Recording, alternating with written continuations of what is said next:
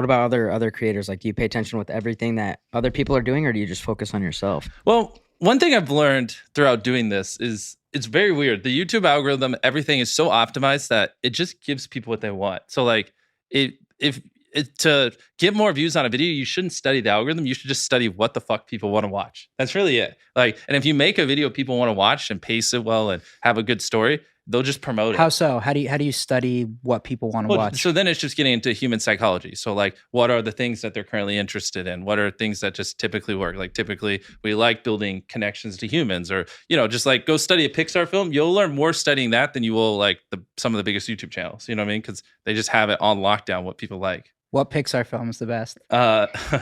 Honestly, I'm a little biased because I'm just a huge fan of Steve Jobs. So I like the ones made when he was alive. So like Toy Stories and those. Yeah, But, of course. Yeah. I feel like Lion King has some good life lessons too. I know that's Disney. But Oh, dude, hell yeah. yeah. What was your first video that went crazy? Yeah. Well, there's a couple stages, right? Because your first video to get 100,000 views, your first to get 1 million, your first to get 10.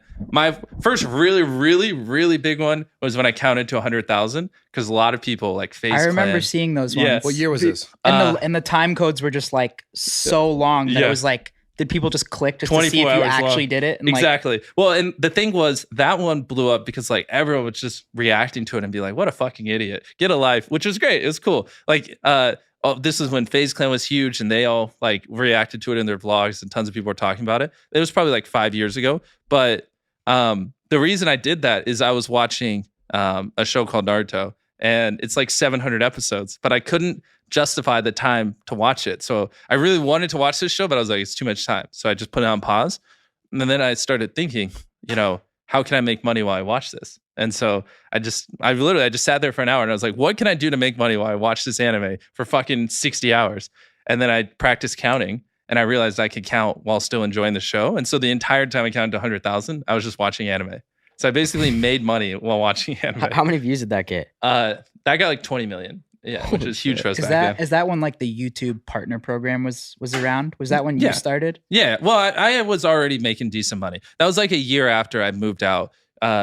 Which I've told this story before. I always wanted to make enough money to do YouTube full time by the time I got out of high school, and I wasn't. So then my mom made me go to a community college, and it was miserable. It was literally the worst time of my life. I hated it with a passion. So then I just stopped going to community college, and I would go to my friend's house and just work on videos. But I basically had like 6 months until my mom found out that I wasn't going and she was going to kick me out. So that's when I went really hard. And I did that video and a bunch of other videos. And I had a month where I made 20 grand. And then I told my mom, I was like, hey, I'm moving out. Also, I have straight zeros. And she like almost had a fucking heart attack because she didn't understand it. She just wanted what was best for me. And then I moved out. And what day was that? Or like what year? Sounds like 2017, 2018. Yeah, 2016, I believe. Yeah. Crazy, man. I was just so bullish on it. I was determined that I was going to do YouTube or just live in a box. I just don't fucking care because everything else was just so boring. I remember that too. Like I was fascinated with like, I can't believe that you can make money. Exactly. It's like, holy shit. Like that was like insane, just making right? content, and people won't understand. It's just a different time now. Like it's cool to be a YouTuber now. It's like, it's known we make money, how we make money, everything. Back then, you would have to like have fucking 5-hour arguments 100 days in a row just to convince your mom that YouTube is a thing, you know, which you just don't have to do anymore. It was just a different time for us. All this. Yeah. I have a question though. It's I guess it's more like after YouTube. Are you going like what do you plan to do with all this power? Like because it's the money, the stuff. I know you do the nonprofit stuff, but like what happens after YouTube? And I'm also curious, does your content evolve or just become its own network? Like do you become Jimmy, this guy doing this other sort of content? Yeah. And MrBeast is like becomes a network that continues MrBeast content like as you age. Cause like you're probably not gonna want to be like, all right, today I'm doing, you know what I'm saying, forever, right? Yeah. Like, what's the evolution? I mean, or are you doing 24, it? bro. I would say like, He's only 24. Yeah. Yeah, exactly. Yeah, okay, let's 6 more years, right? It's a long I've time. got decades in me. Who the fuck cares? So look, I'm not saying you. Why, No, what I got your answer. You planning your retirement over there? Yeah, What's yeah. going no, on? I'm just talking about the evolution. Oh, okay. Yeah, I Go mean the fuck yourself, content. Yeah, Sorry. fuck you. Yeah, sorry. We can do that here, all right? Yeah. Fight. I'm kidding. No, yeah, we're good. But that was a lot to process. Reining in. Let's talk about the evolution. I think you obviously YouTube's not going anywhere. It's just going to keep growing. The craziest part is like Google just fucking owns the internet. It's like, and Google, obviously, Alphabet owns YouTube and just funnels motherfuckers in here. We come pre-installed on Android. It's like, there's just no world where YouTube doesn't grow year over year, in my opinion, for the next 10 years. And so I think there's nothing more lucrative possible than to just be the biggest YouTuber for the next decade. And then, and yes, the content I will change and adapt. I just make videos I enjoy. So in the future, if I enjoy different style videos, I'll just make a different style. But I still, the same principles apply. You gotta have good storytelling, a good hook, a good payoff. But I think if we can be the biggest YouTube channel in the world for the next 10 years, and we leverage that to build things like Feastables, to build like the restaurants, to a mobile gaming company, and I already, basically spent up like 10 different companies over the course of those 10 years.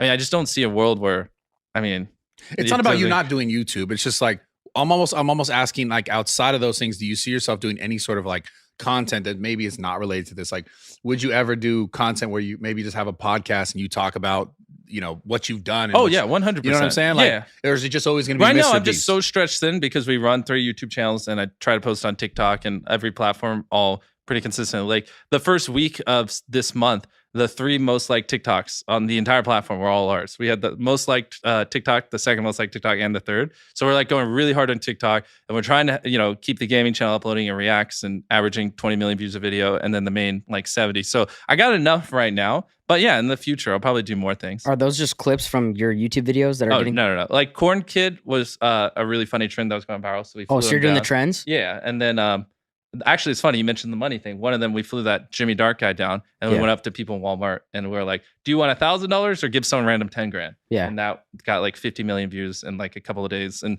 it's just stuff like that. Whatever we think. What about your creative? Like, do you ever run out of ideas?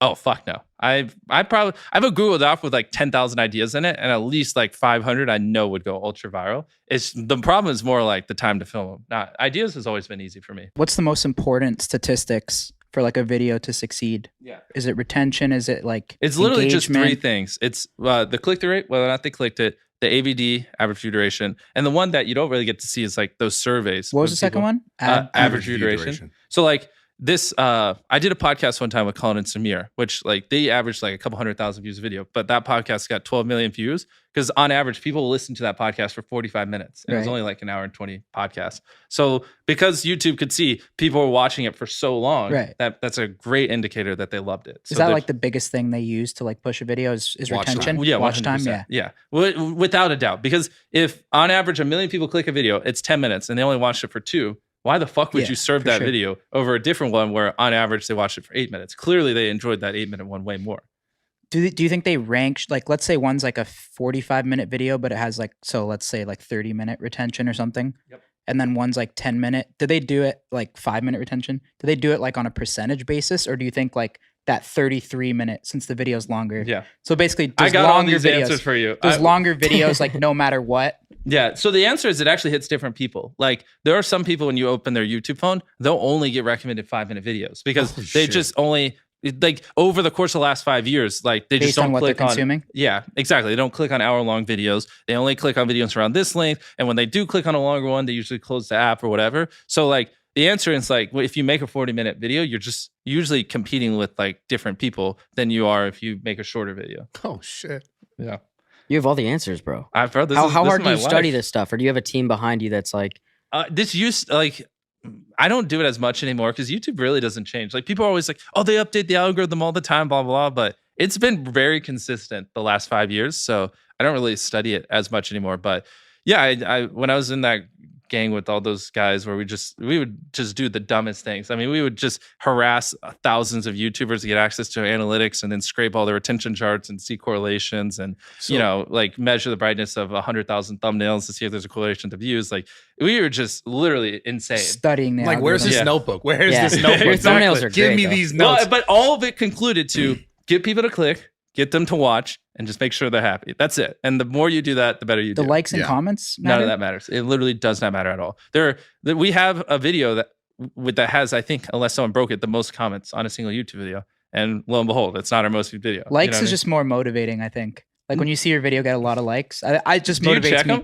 I mean, I just look at it when I click the video. Now that I got rid of dislikes, I don't even think it remotely matters. True. I don't think It there's just fires me up more. Like if a video gets a lot of likes, it's like, oh, people really, really like but it. 99.999% of people that click on a video, I guarantee you don't even look at the likes. Yeah. Because there's no, but if there were dislikes, they would. But now there's like nothing to compare it to. It's like, all content driven. Yeah, like 100,000 or 500,000 likes are literally like the exact same on a YouTube video.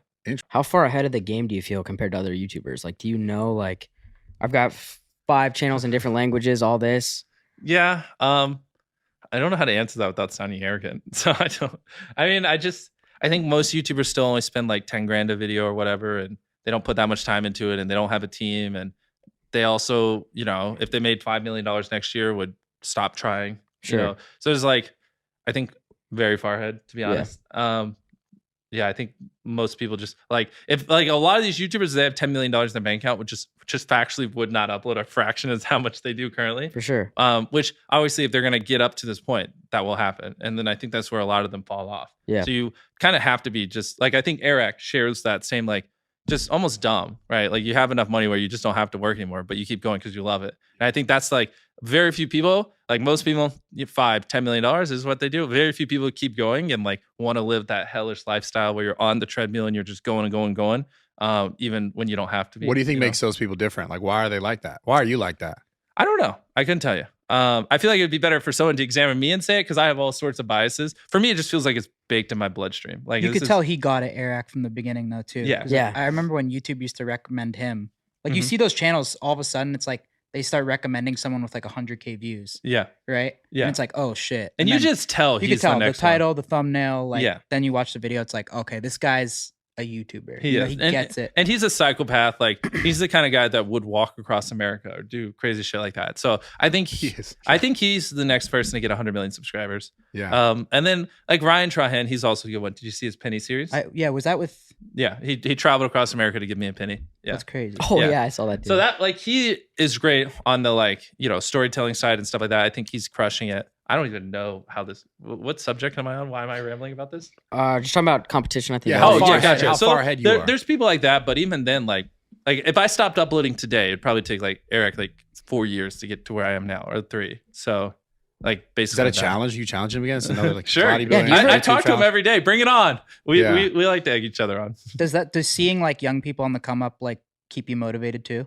No, I love it. I think a lot of people and just take this mindset of like they don't like helping other people because they're worried they're going to take their lunch money or blah, blah, blah. I've always been very open with everything I know. So I think if you just give, people will give back to you. Like a world where I help 100 creators all grow and they help me back is better than a world where I help none and they don't help me. You know what I mean? So I love that Eric's crushing it. And I hope he is on a trajectory to catch up to me. It's fine because he's going to learn so much along that way. And if he's sharing that information with me, it's perfectly fine. You know what I mean? So I think that's one of the big reasons why there hasn't been a lot of people like us is they just don't share. and they have this wrong mindset. Like there's infinite amounts of views to go around. Like who the fuck cares? The better he does not make me do worse. If anything, we do better together. I remember when I first started seeing your videos, I was like, this shit's got to be fake.